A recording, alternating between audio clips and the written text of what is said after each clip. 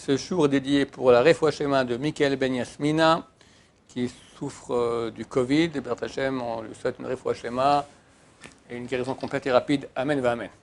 La question d'Abraham. Quand est-ce que Mashiach va arriver?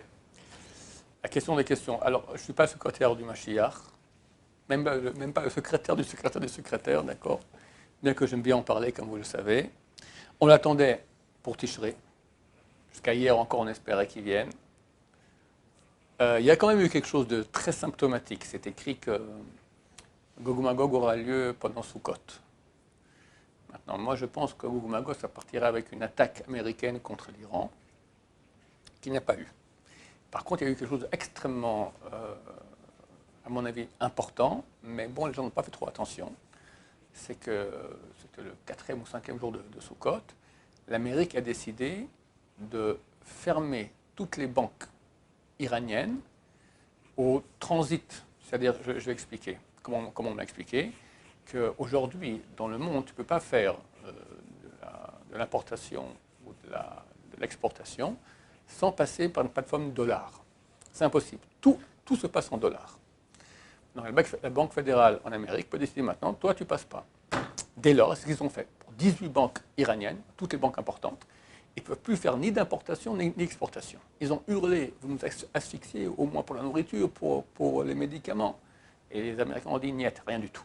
C'est très grave. C'est très grave parce qu'ils ne pourront pas tenir longtemps. Eux, j'imagine, attendent avec impatience les élections américaines qui sont dans 2 semaines environ, espérant que Trump va être foutu dehors en bon français. D'accord? Comme ça, il s'est dit, ouais, on va terminer. Bon, on commençait bien. Biden a dit, c'est très bien que l'islam prenne plus grande importance en Amérique. On va avec lui et basta, terminé. Sauf que, on m'a dit ça hier, je crois, un grand journaliste français, je crois qu'il s'appelle Christian Mallard. Vous connaissez? J'en ai parlé à quelqu'un, il m'a dit, oh, très connu, enfin c'est un type bien, est proche du fils du Shah d'Iran. On sait bien que les Américains, s'ils veulent attaquer l'Iran, ils veulent mettre à la place de toute la tribu Khomeini, ils veulent mettre là-bas le descendant du Shah d'Iran. Donc le Shah d'Iran a été renversé par Khomeini en 1978-79. Donc l'héritier normal, c'est son fils, d'accord, qui je crois est en exil en France. Donc ce Christian Mallard est très proche et il lui a dit qu'il a entendu que Trump, s'il voit qu'au niveau des sondages, il ne passe pas, il ferait une attaque surprise à l'américaine, hein, solide, à la Trump, comme ça, contre l'Iran. Il règle les comptes. Trump, c'est un truc, il peut répéter, en une seconde, décider, tic-tac, terminé. Voilà. Donc il dit, je pars, ok, je pars pas sans régler les comptes comme il se doit bien. Et si c'est le cas, alors je crois qu'on peut commencer à faire une grande tchouva. Maintenant, il y a un problème, c'est que les gens espèrent en ce que je dis, parce que moi j'y crois, c'est très communicatif, et après ça n'arrive pas, et après ils sont déçus. Je ne suis pas le prophète, je ne suis pas le secrétaire du bon Dieu, je ne sais pas. Ce que je sais, oui, c'est qu'on y est. C'est clair que c'est très, très, très proche. Quand ça sera, je l'ignore. Un temps, j'étais un des seuls qui crée aujourd'hui. Tous les rabbinim, ils disent qu'on y est, presque tous, d'accord. Et tout nous montre que, bon, le corona, c'est écrit, on en a parlé très souvent, que juste avant que ma chère vienne, il y aura une épidémie dans le monde entier. Il y a une deuxième vague maintenant, d'accord, on a peur qu'il va muter, etc. Il y a une autre chose qui doit arriver, c'est la guerre avec l'Iran. Si Trump passe, eh ben, il la fera. Et s'il ne passe pas, il la fera aussi, il semblerait. D'accord? On verra. Et puis, c'est le bon Dieu qui décide. Moi, je suis convaincu que ces guerres auraient dû avoir déjà lieu. On a vu que ça devait avoir lieu, on le savait. Mais Hachem, il est là. Je raconte une histoire aussi un peu personnelle comme ça, qui m'a aidé aussi à comprendre cela. Hein. Il y a un monsieur que je connais qui est au roi HaKodesh. Il est un peu plus âgé que moi. Comment il est au roi HaKodesh? J'en ai parlé de temps en temps dans mes shiurim. C'est un avraire. Et lui, c'est très attention de ne pas regarder des femmes. D'accord? Mais il n'a pas les moyens de prendre le bus. Dans le bus, c'est très dur parce qu'il y a hommes et femmes. Donc, il paye le taxi pour rentrer chez lui alors qu'il n'a pas les moyens. D'accord? Et un beau jour, il m'a raconté, ouais, il voit des choses, c'est clair, d'accord? Il n'y a aucun doute là-dessus. Ça arrive très souvent à poser des questions, mais des choses perdues, comme ça, il dit, ouais, tu vas là-bas dans l'armoire tactique, voilà, ouais, à distance, d'accord? Il dit un jour, il voit une mezouza, et il voit dans la mezouza, il voit toute l'histoire de la famille, il voit tout ce qui se passe dans la famille, dans la mezouza. Il a eu peur. Alors, tu vois, le Rav Eliashiv, de grande génération, Ashkenaz, pas du tout dans ce genre de truc, il pose quelques questions, il dit non, c'est bon, c'est pas parce que ça peut que ce soit une source du mal, d'accord. Dans le mal aussi, il y a des gens qui ont des pouvoirs dans le mal, ça existe, d'accord. Un des faux messies qu'on a eu, c'est le pire, hein, Shabtai Tzvi, il avait des pouvoirs. Une fois, ils sont venus, le Taz, il a envoyé son fils, aller voir c'est qui ce rabbin dont tout le monde parle, que peut-être le Mashiach.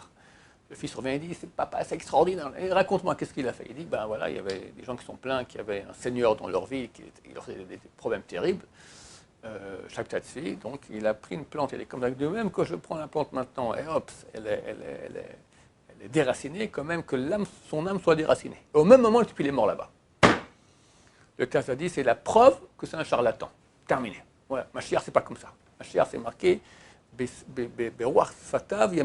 par le souffle de ses lèvres, il tuera le mécréant. Pas besoin de faire des trucs pareils. Alors comment ça marchait? La réponse, il y a des forces impures qui donnent des forces terribles. Ce même Shabtai Tzvi, il avait un grand opposant, le Rav Sasportas, ou Shushportish, à Amsterdam. Et il arrive là-bas, Shabtai Tzvi, à Amsterdam, et il veut rentrer dans la synagogue. Le rabbin, il a fermé les portes pour pas qu'il aille. Et il tape, il ouvre comme sa synagogue. Et il vient et il dit, si je suis le vrai Messie, que ton père et ta mère rentrent, de mémoire bannie, rentrent maintenant ici, montrer que je suis le vrai Messie. Du coup, on voit un vieux pépé, une vieille mémé qui rentre. Le papa et la maman, c'est Roland Veracha déjà décédé, du Rav Shushportish. Il dit, il y avait une canne comme ça. Il a dit, la mise d'honorer son père et sa mère, c'est quand ils sont vivants, pas quand ils sont morts. Il a pris la canne, il les a tapés comme ça. Ils sont transformés en chiens, ils sont partis en courant. C'est des forces du mal, des forces de magie. Il y a des pouvoirs pareils. Ce rabbin, hein, il a eu peur, que peut-être que ça vient du côté négatif. Le rabbin Eliashiv lui a dit, pose quelques questions, il a dit, non, c'est bon, tu as reçu un cadeau du ciel, aide Israël avec cela. D'accord?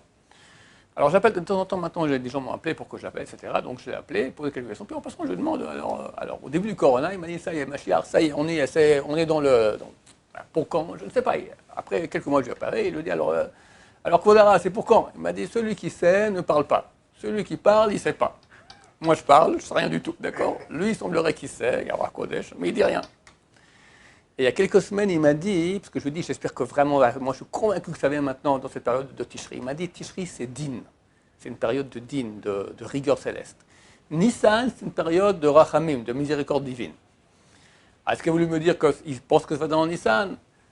Moi, je crois toujours, dans l'époque qui vient après, que ça va arriver. Donc je ne vais pas tous vous communiquer ça pour pas que vous soyez après déçus. Mais Baruch Hashem, en tout cas, tout montre que c'est extrêmement proche. Quand ça sera, on ne sait pas. Le signe, c'est quand ça va péter avec l'Iran, et ça va péter avec l'Iran, ça m'étonnerait beaucoup que non.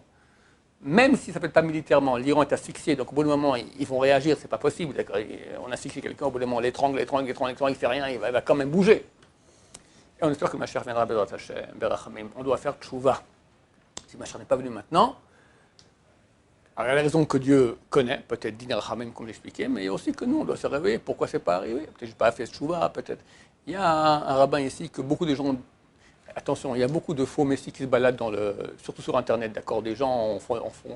Il y a beaucoup de gens qui ont dit à leur propos qu'ils vont être le Messie.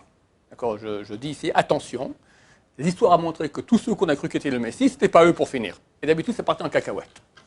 Il y a un qui ne fait aucune publicité dans ce sens-là, et il est très peu sur Internet, mais beaucoup de Talmidei Chachamim, des grands sages, ils disent, ce type-là, il est jeune, il connaît presque toute la Torah, il souffre énormément, ce sont des signes qui ressemblent à ce qu'on appelle le Yanouka.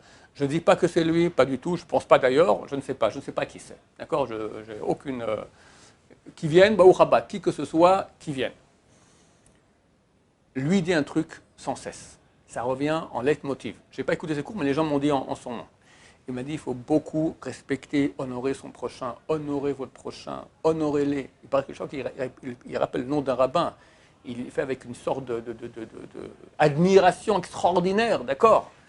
C'est comme ça qu'il faut être. C'est marqué qu'il faut que tu aies la crainte de ton ami comme celle de ton rabbin. Ça veut dire honorer, respecter. Pas crainte que tu as peur quand tu le vois, mais attention à ce que tu dis. Tu es respectueux, super respectueux.